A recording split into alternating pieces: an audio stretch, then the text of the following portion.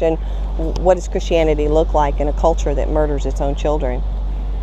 Where do you fellowship at? Do you mind if I ask?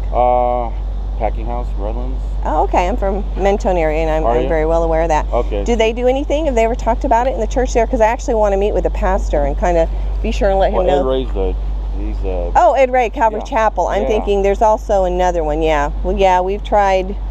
Well, I think Sandals just opened up in Mentone. Right across the street from where I live, actually. Oh, really? Do you guys ever been there? No. My son goes to Sandals in Grand Terrace. Okay, yeah. We've met with, another lady in our group has met with someone there. We're trying to reach out to the churches and say, what does Christianity look like in a culture that murders its children? We know the time, the place, the day, that they're going to murder children. They do it every day here by chemical abortions, but today is a surgical abortion. So we're trying to get the church to think rightly about this, right? Proverbs 24:11 tells us that we're to rescue those being led to slaughter. Most Christians just go about their daily lives and don't even think twice about it. And I guess my question would be is if we were rounding up 1-year-olds, would the church react the same way? Yeah, I think what's stopping us is the Supreme Court legalizing it. Well, actually it isn't legal. The Supreme Court can't make laws. Right. They wrote an opinion, and the sad part about it is that Christians have become ineffective, and they don't look at the marijuana bills that have passed. Right. All right, the federal government says it's illegal, but states have said no, it's okay. Right. And why aren't we as Christians rising up against Roe versus Wade? And the problem is these churches, these 501(c)(3)s that are nonprofit, they think that they can't be political, and this isn't a political issue. It's a love your neighbor issue.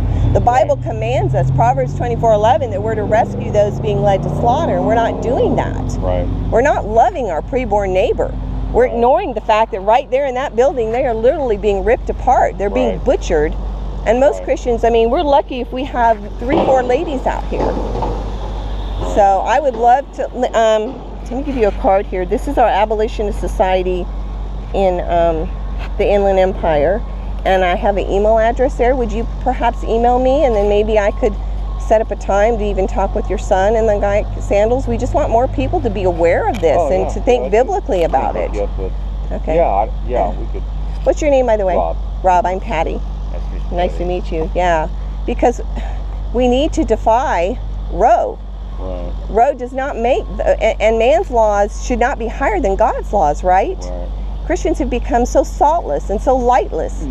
We just, we are so worried about the political realm when we should be worried about the fear of the Lord and are we doing what's right before the Lord? And we're certainly not in this issue, right?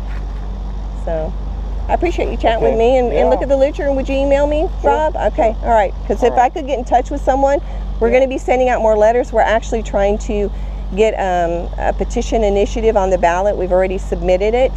And basically, it's trying to abolish abortion in California, which we know is a major Goliath, right? We may not be effective, but what we pray that we are going to do is be effective in waking up the church, and that the church wouldn't submit to unjust laws.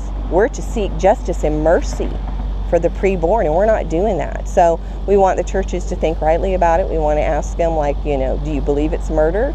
If you believe it's murder, are you talking about it as if it's murder? Do you want to see it prosecuted as murder? Because that's what God says, right? He says children are a blessing, they're a gift. Right. And we're not acting that way. No. So